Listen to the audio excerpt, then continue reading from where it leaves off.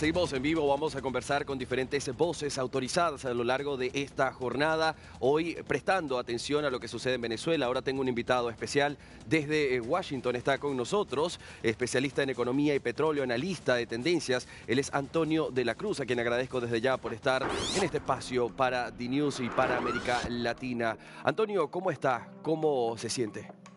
Muy bien, gracias. Muy desde el punto de vista emocional, con un gran, profundo reconocimiento a ese pueblo venezolano que ayer manifestó su derecho al voto de una manera civil, pacífica.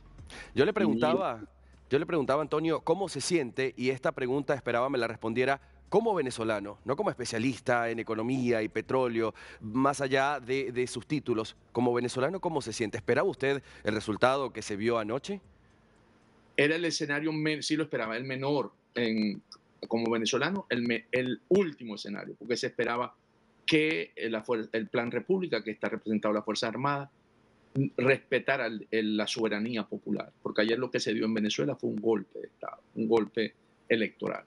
Entonces, era un escenario que cuando se hacían los análisis, como venezolanos, pensábamos que no iba a ocurrir, y por eso, precisamente, es la gran sorpresa de que la Fuerza Armada optara por lavarse las manos y no hacer que respetar la soberanía nacional que ayer se manifestó. Bien, mucho se hablaba durante todo este proceso electoral, Antonio, de unas negociaciones entre Nicolás Maduro y Washington. ¿Cuál es su perspectiva al respecto? ¿Cree que realmente hubo negociaciones y esas negociaciones tenían que ver con la salida de Nicolás Maduro del poder?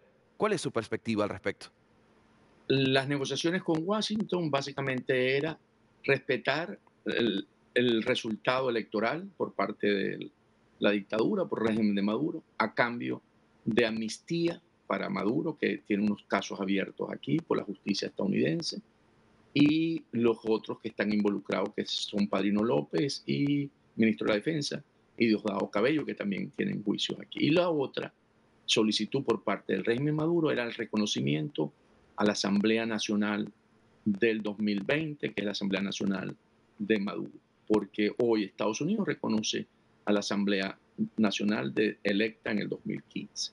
Claro. Eso es lo que esperaba Estados Unidos, básicamente. Antonio de la Cruz, quiero conocer su opinión al respecto de haber adelantado estas elecciones. Estaban pautadas como siempre para diciembre, pero se adelantaron justamente para una fecha emotiva para el chavismo, ¿no? El natalicio de Hugo Rafael Chávez Frías. ¿Fue realmente este el motivo detrás de haber adelantado esas elecciones? ¿O cuál cree usted fue? Ese es un motivo porque estaban apelando a la figura de Chávez como un elemento conector con las clases sociales que vemos hoy manifestar, las clases populares. Entonces Chávez siempre tuvo una gran conexión con ellos, pero también pensaron que con esto sorprendían a la fuerza democrática en términos de llegar a un candidato de consenso, porque estaban esperando que fuera en diciembre y ese proceso se lo adelantaron. Y más bien aquí sí sorprendió la fuerza democrática porque llegaron a un candidato como Edmundo González Urrutia que les permitió mantener la unidad. El régimen pensó que no iban a alcanzar eso y por lo tanto tenían dos intenciones. Uno, que ver que la oposición a lo mejor no llegaba a un candidato único y por lo tanto iba desunida a este proceso. Y dos, usar la figura de Hugo Chávez como un elemento motivador para tener conexión con las bases que las ha perdido Maduro a lo largo de esta campaña. Ahora, usted estando en Washington, había quienes decían que estas elecciones se adelantaron para aprovechar que quien estaba allí en el poder era Joe Biden, tomando en cuenta que también Estados Unidos se encuentra en procesos electorales y que, según las encuestas, es en este caso Donald Trump el nuevo presidente, será el nuevo presidente de los Estados Unidos. ¿Cree usted que esto también tuvo que influenciar? ¿Qué espera ahora de los Estados Unidos respecto a lo que sucedió en Venezuela?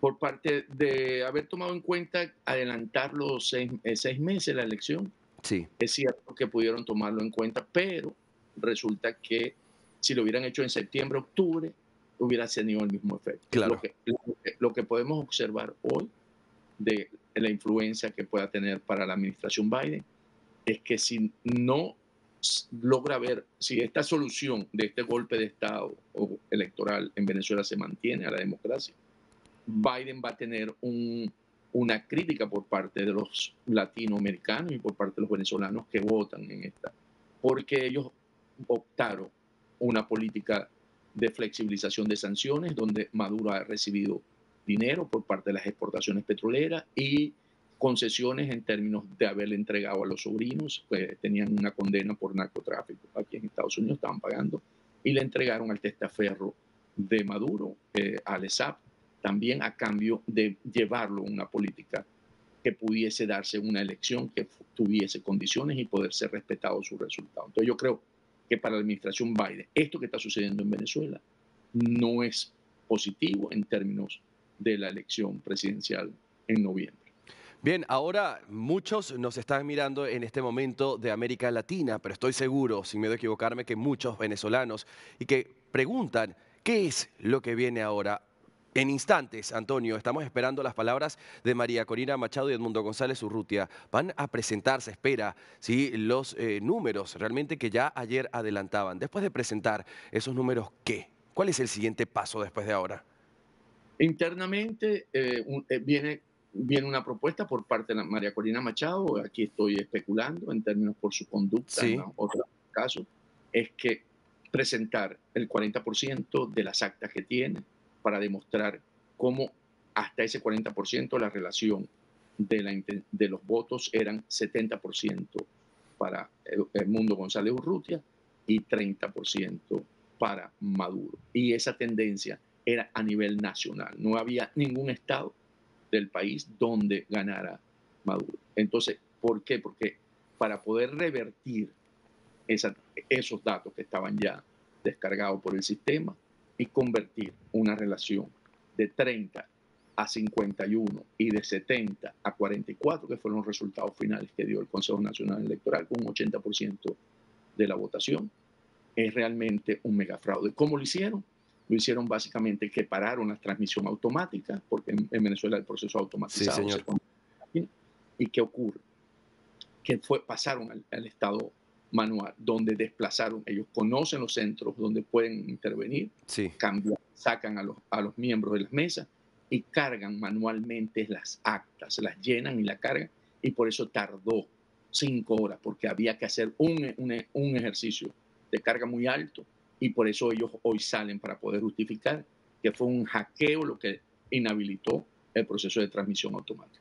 Ahora, el CNE ayer salió, el presidente del CNE, Elvis Amoroso, públicamente de la línea de Nicolás Maduro, decía que esa tardanza que usted hoy menciona se debía a un ataque cibernético y hoy el fiscal de Venezuela, William Saab, también abrió una investigación, o dice abrirá una investigación para María Corina Machado. ¿Esto es real? Es decir, ¿se verá un efecto?